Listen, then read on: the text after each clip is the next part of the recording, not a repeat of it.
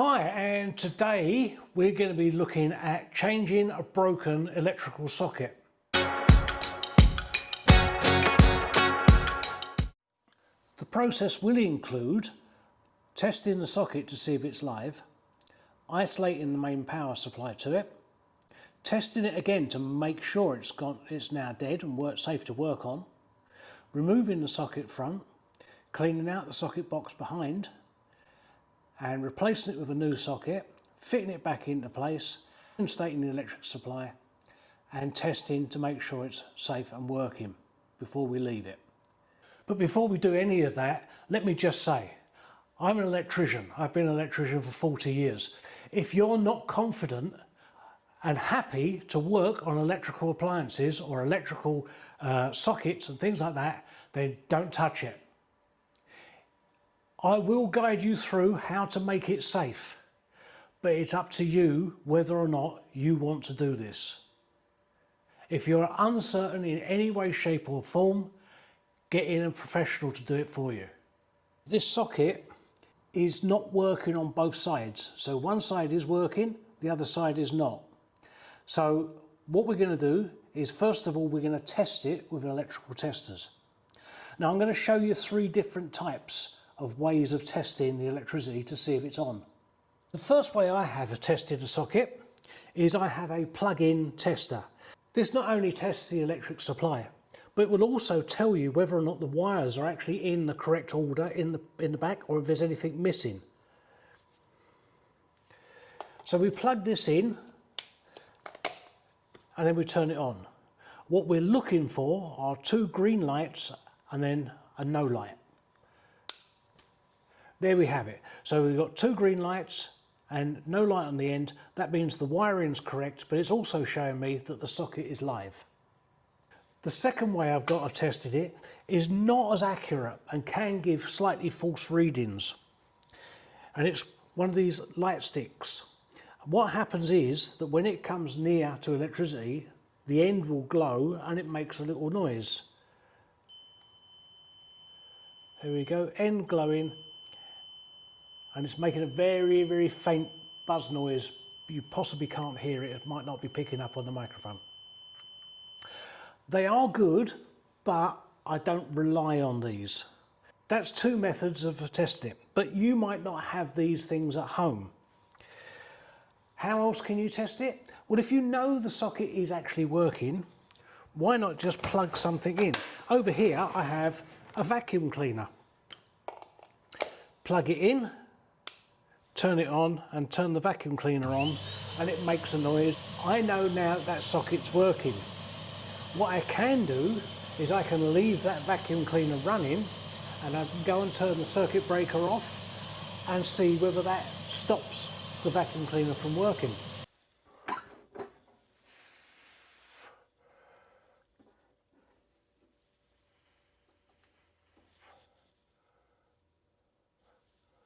But because I've turned the circuit breaker off, the vacuum cleaner has stopped working. I want to make sure, so I'm going to use my stick again. Absolutely nothing there, nothing showing up. And my plug-in tester again. There we go, completely dead. I'm now absolutely confident that that is dead. So I can now happily open the front of this socket. The socket front itself is held on by two screws, one there and one there. But also what might happen is that it's been painted around like this one, which means that when you take that front out, it could break and crack the paint all around the edge. So it's worthwhile just taking a sharp knife or a screwdriver and just running around the edge, just lightly, just to break any painted seal that might be there. It will just look better in the end. Now, loosen off your two screws and you'll find that the front is still sort of stuck back to the wall. There it goes, it's just popped off there, and I can now take those screws right out.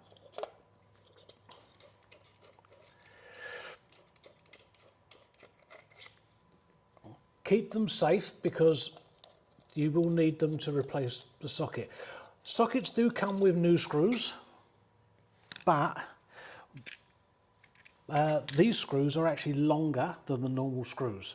So that means the box is deeper, so they've used special screws to make it fit, so therefore I need to keep them. Very carefully open the front of the socket up, and if you really want to, I would advise it, just give it another quick test over.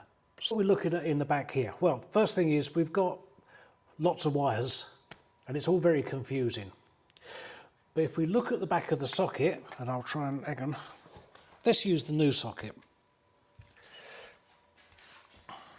So looking at the back of the new socket, we've got L for live, N for neutral or negative, and this symbol, well, there we are, this symbol, which is the earth or ground. Right, so the live would always be brown or red.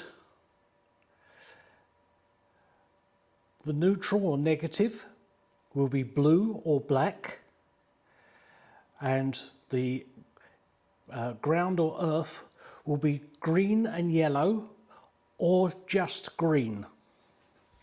Now I say this because over the years they've changed the colours and the specifications on some of the wiring. Looking in the back of our socket, we have 2 brown wires going into the live. We have 3 green and yellow wires going into the earthing, and we have 2 blue wires going into the negative. What we're going to do now is we're going to remove those from the socket. There is no real particular order to do it, but I always figure that the green and yellow wires are your safety wires, so I would keep those in until the last knockings. That's just me. Also, on the back of the new socket, there is only 1 earth terminal, and on the back of this socket that we're taking off, there's 2. Doesn't make a difference, put them all together, that's fine. As long as you don't mix those wires up, you're okay. Now in the back of the box, you'll see that there's quite a lot of dust built up and debris, so it's worth giving that a bit of a clean out. I would avoid blowing in it because that would just blow straight back in your face. But if you've got a little brush or something, just give it a brush out. So we're just going to move the wiring out of the way. Again, this is just something I like to do because I like to keep these things nice and clean in the back. Now we're going to replace our wires into our new socket. On the back of our new socket, you will find, first of all, that there are 2 new screws to fit the socket back with. Now these are not going to be long enough for this box, so we can't use these. We're going to use the old screws on the front there. Exactly the reverse, really. So we've got neutral, earth and live there, as we saw earlier. So I'm going to put the earths in first. Now, we've got different types of earth wire here, but they all go in this 1 terminal in this case, because on this newer type socket there's only the 1 earth terminal. Just make sure that's nice and tight in there. Then we're going to do the neutrals, and again pop them back into the terminals, nice, and hold them in place with 2 fingers. Screw the socket, screw the terminal up. We've got the lives. We're just going to pop those in and tighten that screw up. Now we can see where the wires are, how they kind of just pop back in there. We don't want to put any force on them or force pressure on them or anything like that. Also, what we want to do is have a look inside. When we put our screws in, is it going to hit anything? Well, actually it looks like it's going to hit our live wires. So what we're going to do is just move those over just a tad to ensure that it doesn't. Pop 1 screw in, position it on the lug and just give it a few turns. One's in there and we're going to put the other one in that side. And tighten that one up, or start screwing that one in.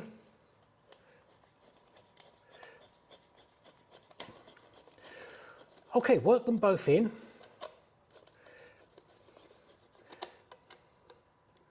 until they're in the right place, nice and tight back of the wall. You can line the socket up on the paint mark that was on the wall.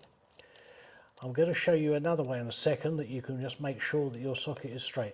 So with these lugs at the back of the socket box, they have a little bit of adjustment on them, so the socket will actually move up and down, and this is so that you can level the socket to make sure it's nice and neat. So what you can do is you can obviously just line it up with the paint marks from where you took the socket out, and that would be fine. Or if you really want to, use a small spirit level and just put it into place and then tighten those screws up. Don't over tighten them because you will crack the socket front, because it is only plastic. Okay, once that's in place, now what we want to do is reinstate the power and then do some testing. So I'm going to go and turn the power back on.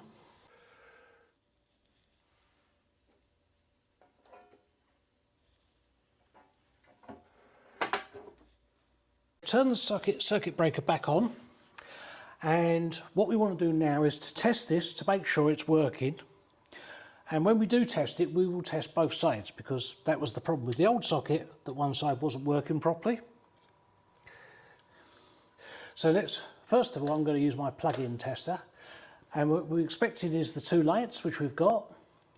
So that means it's wired correctly, so I've put all the wires back in the right places, and it turns on and off.